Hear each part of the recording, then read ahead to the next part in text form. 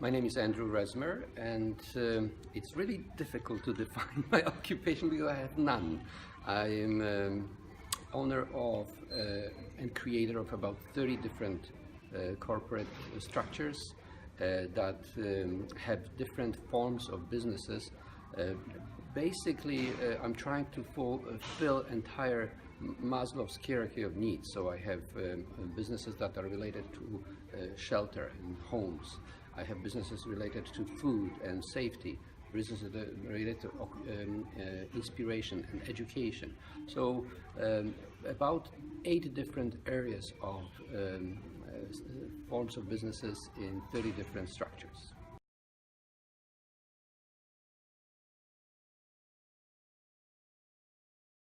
I would definitely consider myself an entrepreneur.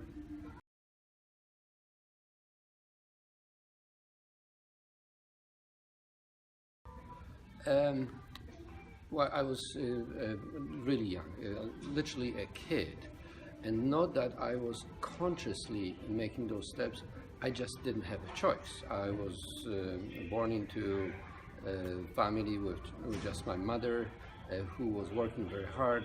I had no other forms of ways to fulfill my dreams or buy anything unless I made that money myself. So I think I was probably about 8, 9 years old when I started my first businesses, small, selling stuff to kids, restaurants, and so on.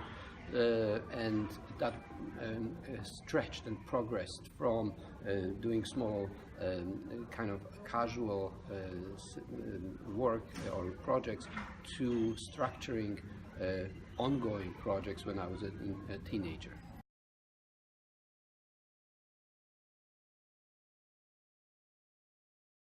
No, the concept of financial freedom I learned from Tony and you. I never had thought of it in that sense.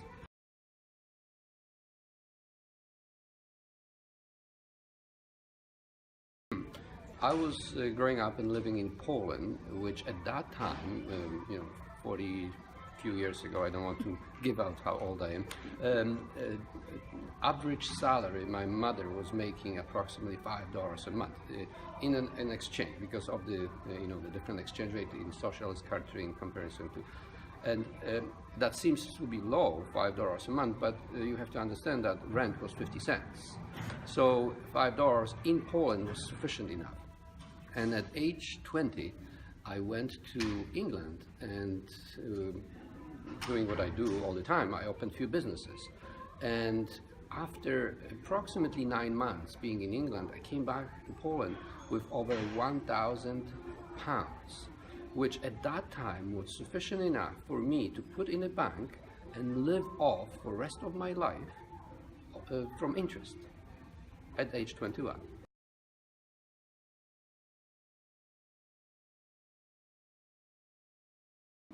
At that time, I would say $10, $15 a month was 3 times more than what our expenses were. So, I was living a relatively comfortable life in Poland. I owned, even though it was a socialist country, I was living more capitalistic lifestyle. I had my businesses, I had my home, I had my car, I had everything else that other people didn't have. So coming to Canada at age 32 or 31, coming to Canada, all that was considered proof of wealth was the minimum standard in Canada. So I had to start from scratch, literally from scratch. I had, my few $1,000s that I brought with me meant nothing. They practically were disappearing in my hands while I was watching. So a couple of months later, I had nothing. So I had to start from scratch. And again, I started the same way as I always do. I started creating some businesses. And within a very short period of time, I exceeded what my peers were doing. So within 2-3 years being in Canada, I was more financially independent than most of the people that I knew.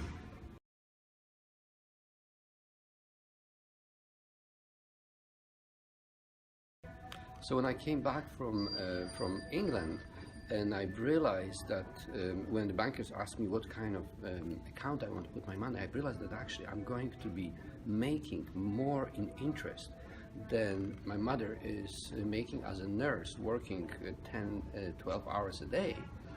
That was a shock. That was like, really? At 21, I don't have to ever work and I have more money than my mom?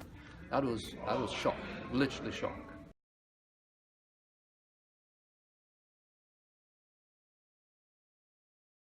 It was like a challenge, like, okay, so I'm independent now, I don't have to really work, so what can I do to actually make more? And then it was like a game.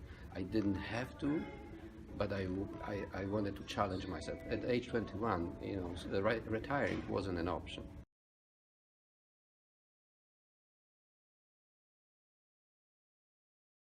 So that transition occurred in Canada when I created a situation where I became financially independent here in these standards, where I realized that I don't have to work anymore, and what can I do with my time, with my life, with my expertise, with my wisdom, with my passion. And naturally for me, the outcome of those thoughts was, how can I serve, how can I help, how can I give, and the transition came from to live is to get to live is to give. That was the transformation.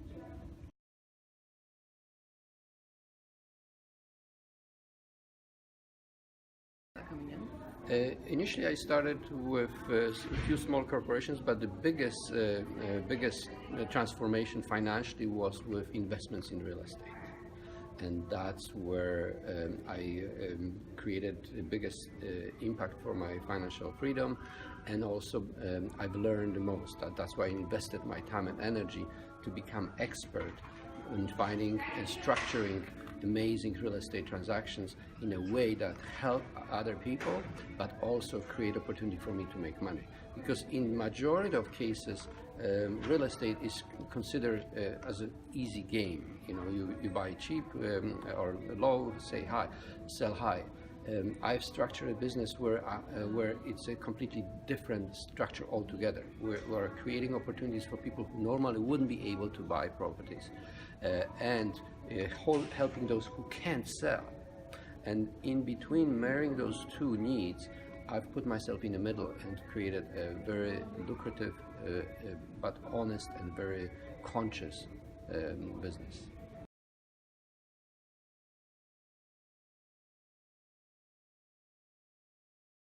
I'm not a financial genius, and I'm not a scammer, and I think the most important now, after all those 50 businesses that I've done in the past and 30 that I still have, is to do what you're passionate about, something that really makes you tick. That's something that you get out of the bed, not out of fear, out of passion. I can't wait to go out and make change in this world. And you stay up late at night, not watching boring videos or election, but making contribution to this world in a way that actually makes you happy.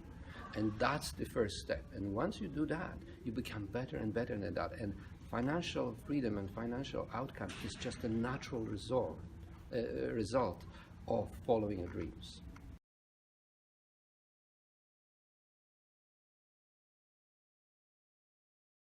Yes, it is attainable for everyone, but again, I would reverse it. That's not a goal. That's the natural outcome if you follow your dreams and your passion. Perfect.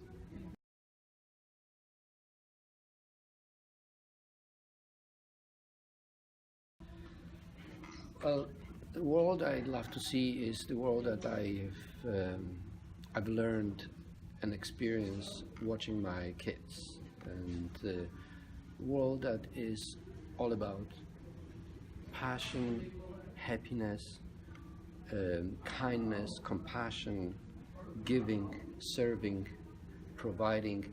And money it wasn't in their realms of worries, and and they were still like my son Daniel made a bigger impact in 18 years of his short life than most of us do it in entire life.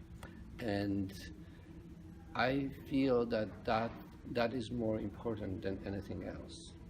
I don't know if I'm answering the question, but the world would be based on love. It would be based on giving, on helping, on supporting, on kindness, and the world wouldn't need money because we would all be helping each other to make the best out of this experience that we call life.